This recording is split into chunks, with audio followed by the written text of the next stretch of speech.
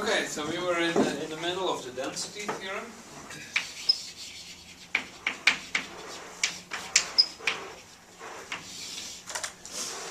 If we have two CE sets strictly ordered,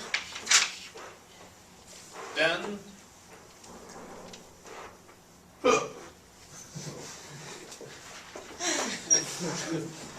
I was just noticing the stuff I couldn't erase very well was my writing before the weekend. Maybe I should put it. If there are two CE sets ordered like this, then there exists a CE set which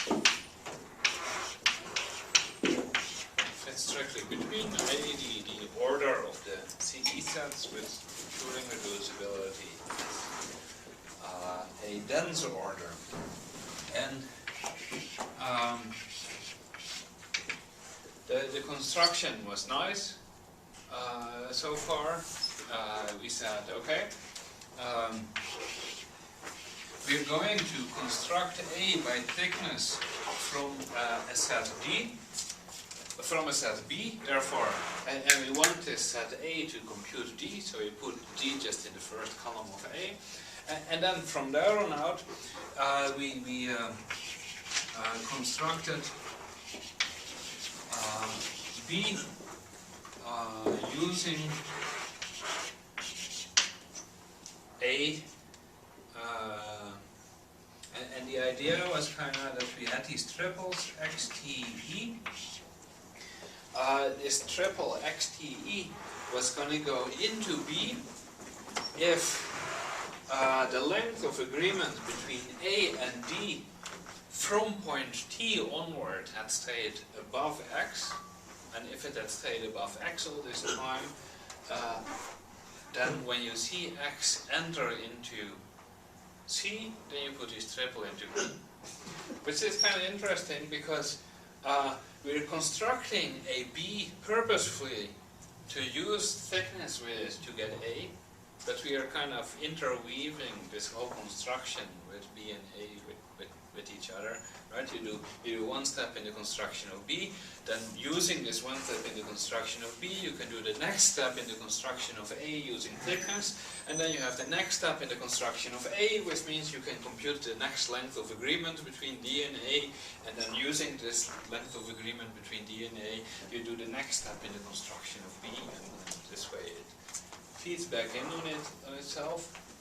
Where we made the important observation that okay, we are making B while constructing A by thickness, but now as soon as you really have B in the end, right, we have an enumeration of B in the end, if now you apply the thickness construction, you do really get the construction of A that we were playing with all along.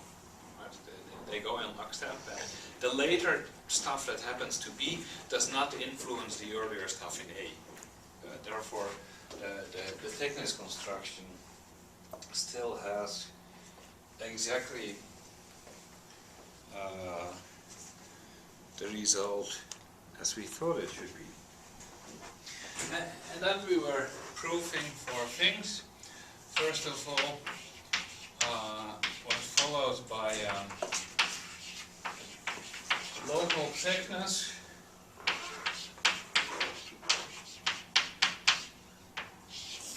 That some of the things which follow from the thickness lemma are true. That in fact the ETH computation does not compute A from D. That B, E, and A, E are computable, and finally that there is this function G which is C computable, where phi of G computes the ETH column of A from C. Alright, 4 needs to be read carefully. 4 says that or at step E4 says that we have already shown that this function g on 0 up to e minus 1 computes as appropriate here. And now in this each step we show how to, from this initial segment, compute the next step. And because everything is all universal, that really shows that you have this whole C computable function g. So 1 and 2 we already did. So we just have to do 3 and 4. 3, well, using 1, that's not almost Turing equal, but almost equal. Using 1, if you show one of the two is computable, the other one is computable. Remember that this 3 we didn't need for showing the conclusion of the theorem. We needed this 3 to show that the local thickness requirements here were satisfied. The first column is D, then if the other columns are computable, any finite number of columns does not suffice to compute C. Right, up to however far we have proved this, and therefore local thickness applies to get the next step of this done. Okay, so 3.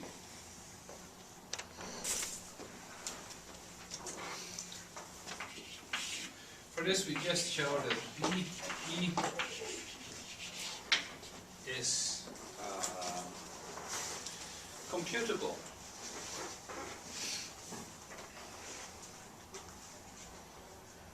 Okay, so how do you, right? How do things end up in BE?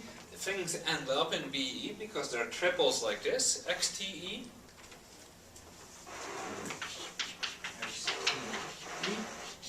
This is the question we have to answer. Is this triple in BE? Well, when does this triple go into BE?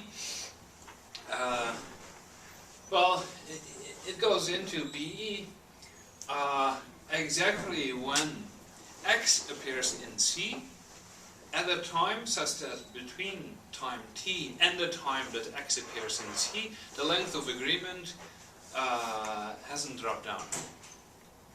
Right? And so this is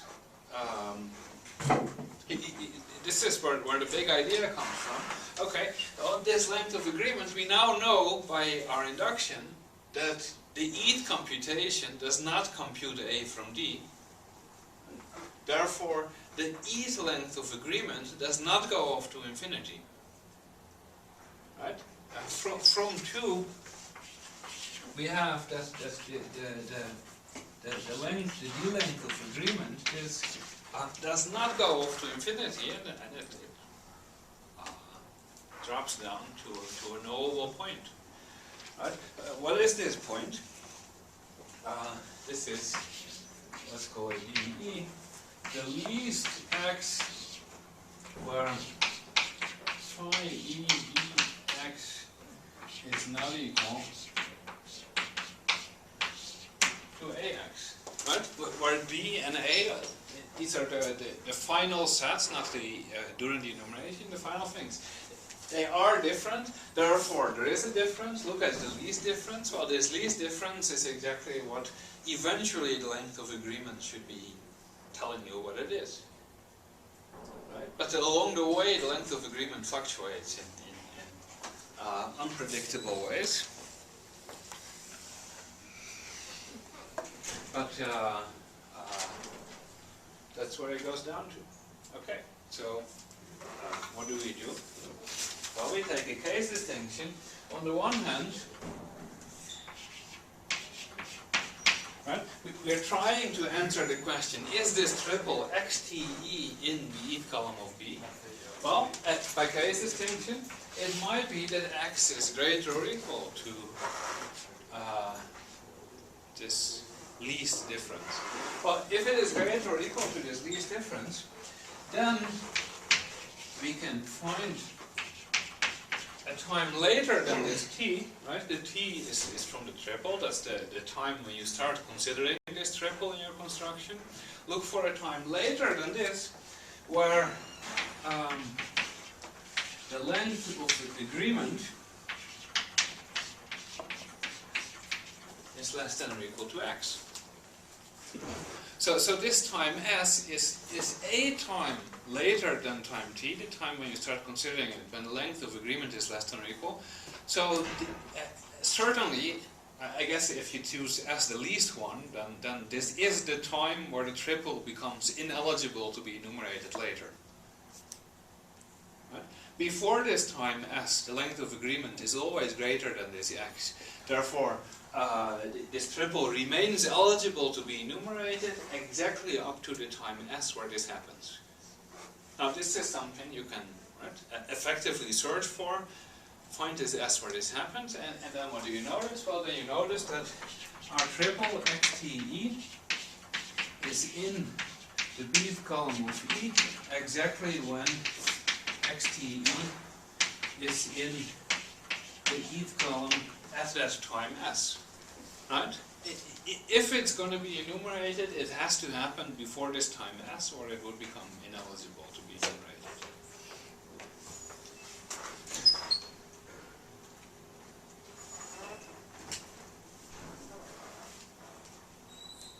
Everybody happy with it?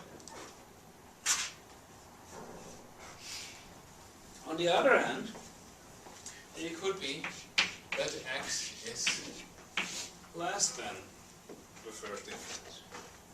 Right, then it's harder to predict, but now we can say, okay, well, if x is not in C, well, if x is not in C, it's never going to be enumerated.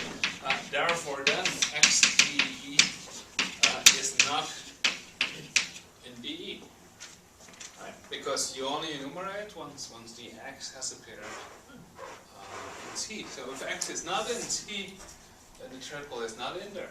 If on the other hand x is in C, if x is in C, right, if you know x is in C, then you can wait for the stage where x appears in C. Right? The first time it appears in C. So then we can find an s greater than t such that x is in CS. Right? Maybe x appears in C even before the time t. What do I care? I might as well make it. Maybe x appears before the time t, then as soon as this triple become eligible to be enumerated, you enumerate it. But maybe it takes a while later. But if you know x is in C, then you can go and search for this time, and you know that this is a bounded search. Eventually x will appear. Therefore you find such an s, and then x will be in CS. And then by a similar reason you see that xte is in BE if and only if xte is in BE. Yes. Wonderful. But at the same time, a little worrisome. Well, that is. Are you worried, or am I the only one worried? Can we effectively find this number DE? Definitely not. Then I'm worried. One worry? Other worries?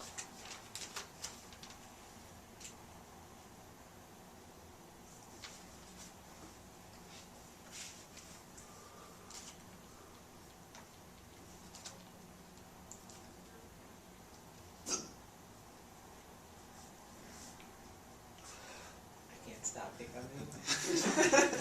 Worry. This is the only thing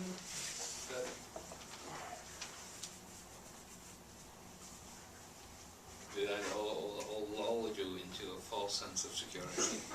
We're just going to keep talking. Eventually you'll stop, say it's the end of the proof, and we can sit back and be happy.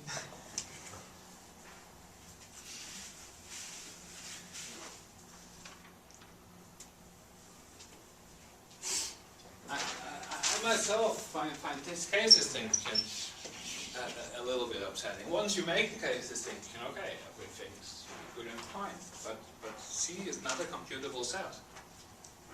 This is not a computable case distinction.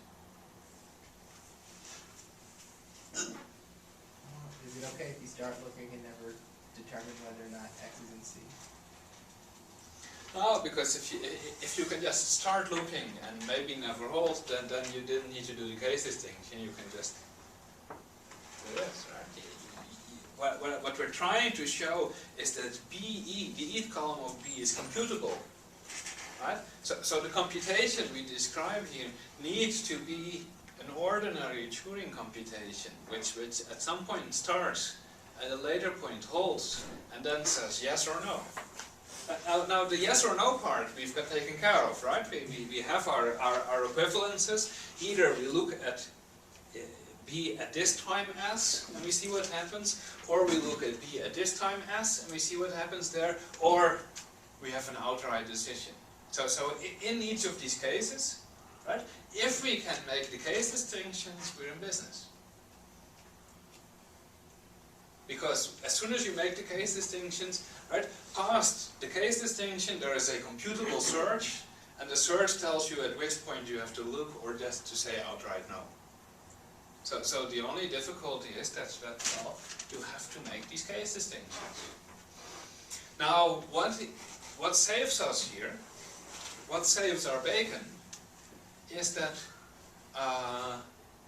item 3 says the eth column of B and the eth column of A are computable. And as soon as I saw that, I said, okay, we're only going to look at B, because then A is automatically going to follow.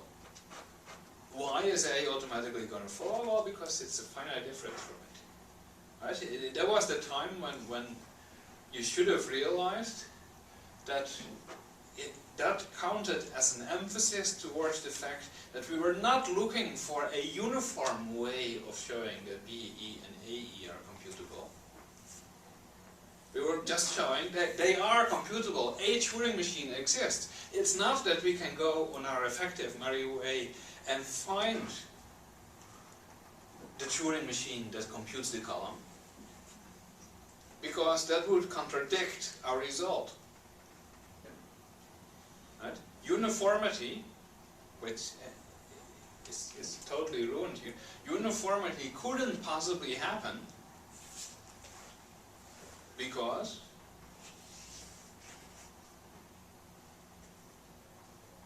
ignore the first column of B and A, right? B is in the first column, but if all the other columns are uniformly computable, then the whole set is computable, because if you can uniformly find an index for a column, then you can compute the whole set by first saying, okay, here I have an input, which column is it in? Uniformly compute the index for the column, and using the universal Turing machine around it, and check whether you're in that column or not. That would mean the whole set is computable. Well, with the first column, the whole set is Turing equivalent to D, because the first column is Turing equivalent to D, and that is a contradiction with the fact that my A is supposed to be strictly in between these two things, in particular, strictly bigger than D, right? And the item 2 here, D does not compute A. Well, that's not what item 2 says, right? All item 2's together say D does not compute A, and we already succeeded at proving the inductive part of that. Right? So not only am I not trying to show you can uniformly compute an index for the eth column of B or A, you can look at the result and see that either the proof is wrong, the theorem is wrong, or the strategy for proving the theorem is wrong, or you should not be able to. Not just our proof doesn't do it, you should not be able to.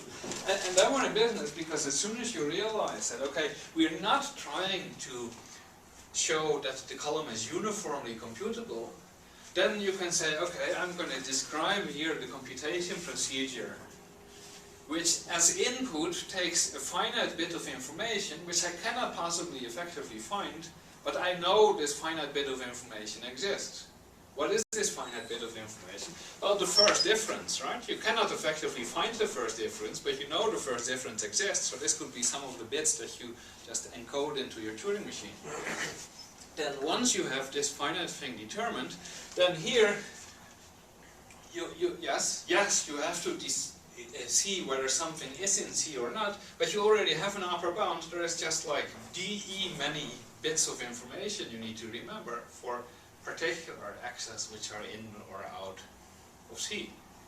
So this part of the characteristic function of C, you cannot compute what this part is, but you don't have to compute it, you just know, well, it is some finitely many bits. I encode these into my Turing machine, and now I've shown that both the dE, which you need for the first case distinction, and the finitely many choices for C together is finitely much information which you can stick into a Turing machine, and therefore you have a Turing machine even though you cannot effectively find it. And I have already proved that you cannot improve on that. You cannot have an effective method to find the index for this machine. So you need something like this where you stick in some non-uniform information like dE, like part of the characteristic function of T.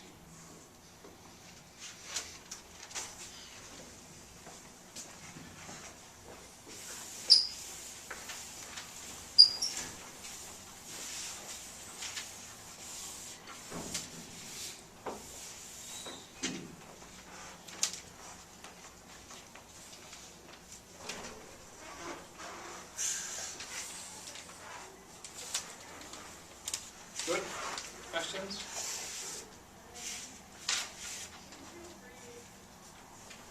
So then, 4. So what we have by our inductive hypothesis,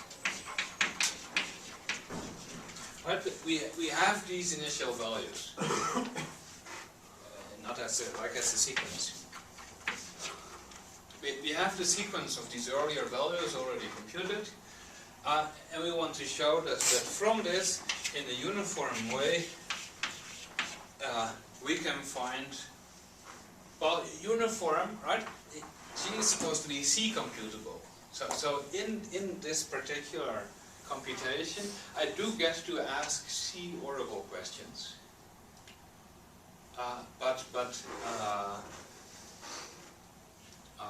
Other than using the oracle C, it has to be uniform. I don't get to make case distinctions on the basis of a dE, which I cannot C computably find. It really needs to be just like this. But if we have, well, let me orient myself. Yes. So these are indices of oracle machines such that GI computes the ith column of A from C. Now, if I can compute in this way the first E columns of A using C as an oracle, then in particular, using these indices, I can compute TE, the E through stages for the A enumeration. Right? It's not computable, but it's C computable because I have here the indices which work for every column. And if I can compute all of these columns, then I can check when the last thing that was enumerated is in fact a true stage. So I have this being C computable.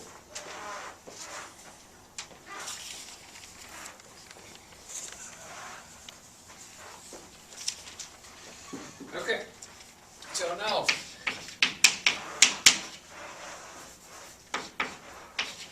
fix this triple XTE, and what do we need to decide, right? The E is the E from the column, so this is something which is eligible to go into the column, and we need to C computably decide if this triple is in fact in the eth column of A. Right? I could not now use a trickery and say, well, I in fact show this just for the eth column of B and they're finitely equal, therefore it's all okay. Because I really, right, remember what we used 4 for. Yes? Remember what we used 4? We used 4 to show that C computes A, which is exactly kind of the argument I just gave, that 3 couldn't be uniform. Because for being, if you uniformly from C compute the eth column of A, then you compute all of A from C. Therefore this one, you really need uniform computation, because only then do you get that A is computable from C. So we now need to uniformly decide this. How does this go? Well, first, of course, if X is not in C, then the triple is not in the eth column, because that's at the very least X needs to be in there before this triple goes in there. If on the other hand X is in C, right, we are doing a C oracle construction, so the fact that this case distinction is not computable but C computable is exactly fine. If this happens, then again C computably we can find an S such that the initial part of C up to X has stabilized. Right? This is a trivial S to find if you have the oracle.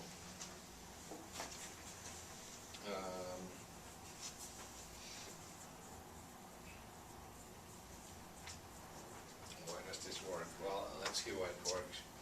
So now I can find V prime, which is the least stage V, such that V is greater or equal to T, the T which is in my triple, and V is greater or equal to S, the stage where the initial, sufficiently big initial part of S has stabilized, and V is in TE, the E through stages. Then the claim is, let's see if we agree with this, that then XTE is in A if and only if XTE is in A prime, A V prime plus 1.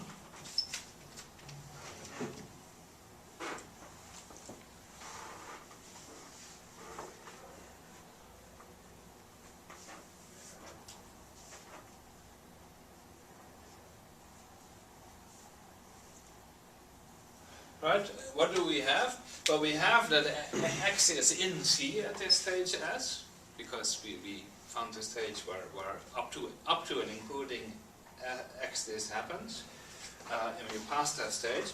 So that is certainly not what is keeping the triple from being enumerated. Also,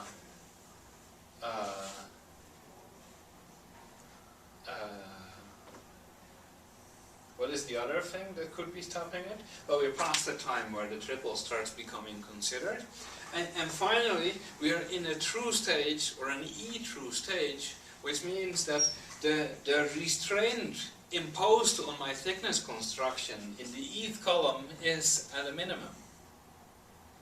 And so if the triple is going to be enumerated, right? When do you enumerate the triple? Well, when it is still eligible to be enumerated, but also subject to the bounds of the thickness construction, which is to say, right, you can only stick something in there if it's greater or equal than the restraints imposed by the larger, the lower priority, the higher priority restraints. And being able from C to compute when you're in an E-true stage means that from C you can find when this restraint is at its minimum, X is in there, therefore, if it's going to be enumerated, it's going to be enumerated at this time where the restraint is minimum. Right? No, not enumerated at this time or before. You might enumerate it before because at some point earlier it was already eligible. But if after this point you don't enumerate it, then the restraint will never drop down further, and therefore it will certainly not be enumerated later. I.e., it's in A if it's in A just now. And that's good because this V prime was C computable, and therefore you can C computably decide if this triple is in that stage of the enumeration of A, and therefore C computably decide whether this triple is in A.